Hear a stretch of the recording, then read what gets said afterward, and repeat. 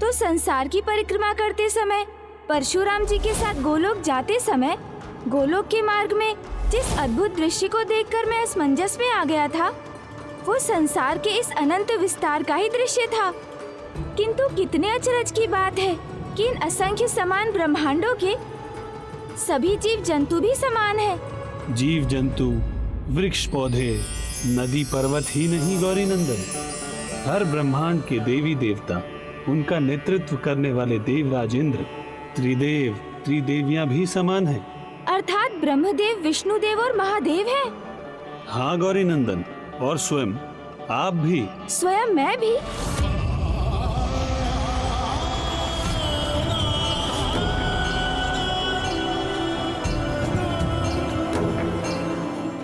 और जब इन असंख्य ब्रह्मांडों में अन्य सब कुछ समान है, तो वहाँ वही छोटे बड़े असुर भी जन्म लेते हैं जो अन्य ब्रह्मांडों में होते हैं। ओम नमः शिवाय, ओम नमः शिवाय, ओम नमः शिवाय, ओम नमः शिवाय।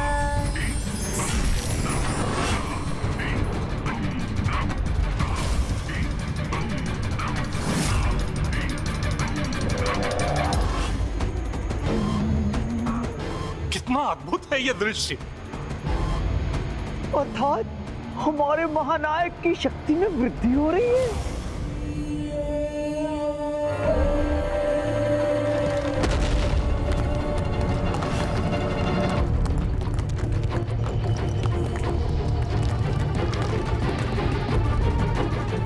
इस प्रकार तो हमारे महानायक समय से पूर्व ही अपने लक्ष्य को प्राप्त कर लेंगे।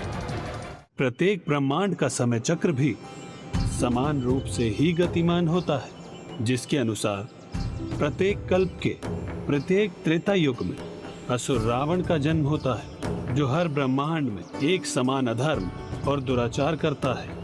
फिर उसकी पापों की गागर भरने पर प्रभु श्री हरि नारायण राम अवतार में उसका वध कर पुनः धर्म की स्थापना करते हैं। महादेव के कथन के पीछे छिपे इस गूढ़ रहस्य को मुझ पर उजागर करने हेतु आपका कोटि कोटि धन्यवाद प्रभु।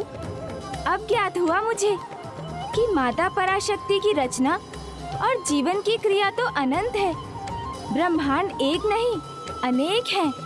हाँ गौरी नंदन गणेश जी, और इस असंख्य ब्रह्मांड का 108 की संख्या के समूह में अनंत विस्तार है, जो संयुक्त रूप से एक महाब्रह्मांड की रचना करते हैं। अनंत ब्रह्मांडों की जननी है समस्त माताओं की माता, माता पराशक्ति। प्रणाम माता। प्रणाम माता। मेरा अगला प्रश्न तो माता पराशक्ति को लेकर ही था प्रभु। माँ ने कहा था उनका रहस्य भी आप ही को ज्ञात है, तो मुझे बताने की कृपा करें प्रभु कि क्या वो माँ पार्वती से भिन्न है और उनका निवास कहाँ है? न वो हमसे भिन्न है, न हम उनसे, और ये असंख्य ब्रह्मांड भी तो उन्हीं के अंश है। माता पार्वती जगत जननी है और माता पराशक्ति प्रत्येक जगत की जननी है। माता पार्वती की भी इसलिए तो उन्हें माताओं की माता भी कहा जाता है। संपूर्ण संसार अर्थात इस अनंत संसार के कण कण में जो सर्वोच्च चैतन्य के रूप में व्याप्त है, जिनसे सर्व जगत में चेतना का संचार होता है, जो चैतन्य की व्यक्त और द्वितम रूप है, उन्हीं माता ललिता पराशक्ति का सभी दिव्य शक्तियों में सर्वोच्च स्थान है। संपूर्ण संसार अर्थात इन अनंत असंख्य ब्रह्मांडों में रचित महाब्रह्मांड में माता पराशक्ति की ही सत्ता है।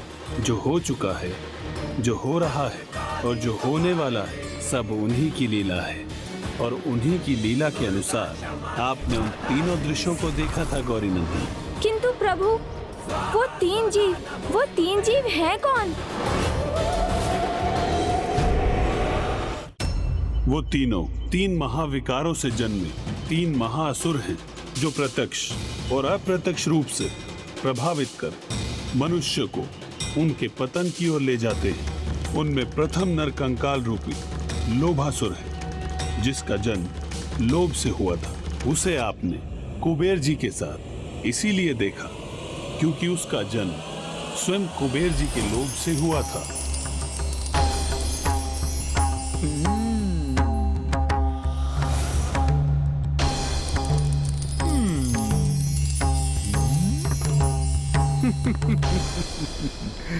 स्वर्ण ही स्वर्ण है मेरे चारों ओर, अमूल्य आभूषण और रत्नों से घिरा हूं मैं।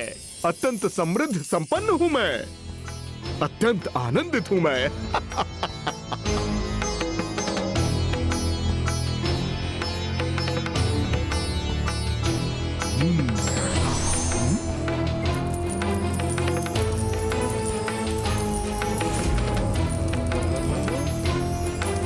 स्वर्ण ही स्वर्ण।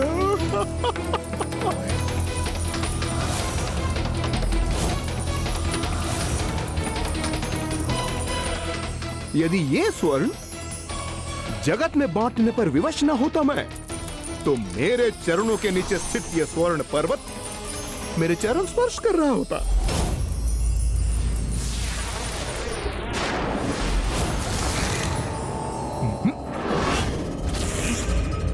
ये मेरा चरण स्पर्श किसने किया?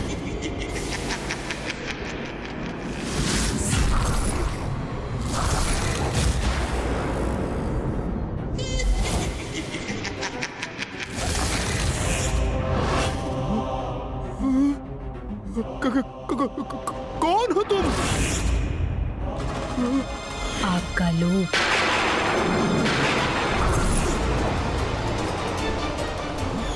यदि ये स्वर्ण जगत में बांटने पर विवश न होता मैं, तो मेरे चरणों के नीचे स्थित ये स्वर्ण पर्वत मेरे चरण स्पर्श कर रहा होता। ये क्या हो गया मुझसे? जिस धन संपत्ति का मैं मात्र संरक्षक हूं, उसी के लोभ के वश में कैसे आ गया मैं?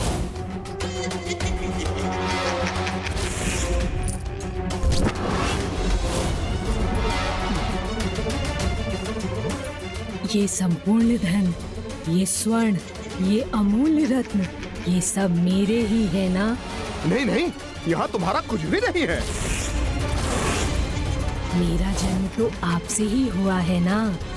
आज ये सब आपका है, कल ये सब मेरा होगा, मात्र मेरा। नहीं नहीं, ये उचित नहीं है। मेरा यहाँ कुछ भी नहीं है। मैं तो मात्र इस धन कोश का संरक्षक हूँ। इस धन पर तो समस्त जगत का अधिकार है। नहीं, अन्य किसी का नहीं है, ये सब मेरा है, मेरा है।